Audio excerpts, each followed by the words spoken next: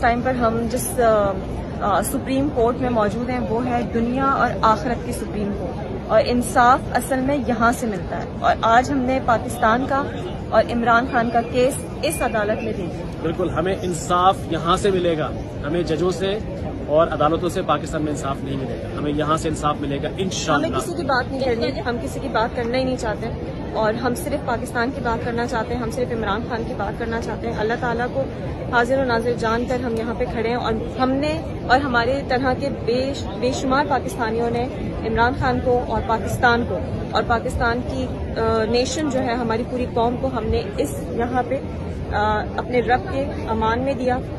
اور مایوسی کفر ہے، اور ہمیں مایوس نہیں ہونا چاہیے، بطور مسلمان ہمیں مایوس نہیں ہونا چاہیے، اور انشاءاللہ اب انصاف آئے گا اور دنیا دیکھے گی ضرور انشاءاللہ۔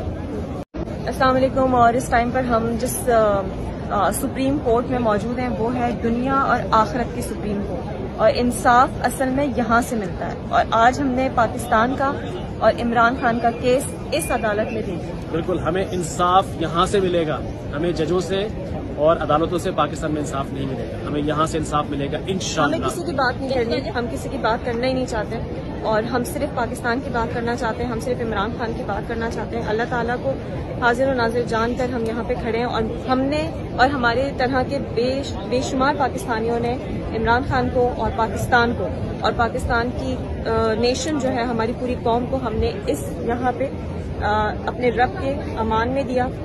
اور مایوسی کفر ہے، اور ہمیں مایوس نہیں ہونا چاہیے، بطور مسلمان ہمیں مایوس نہیں ہونا چاہیے، اور انشاءاللہ اب انصاف آئے گا اور دنیا دیکھے گی ضرور انشاءاللہ۔ انشاءاللہ۔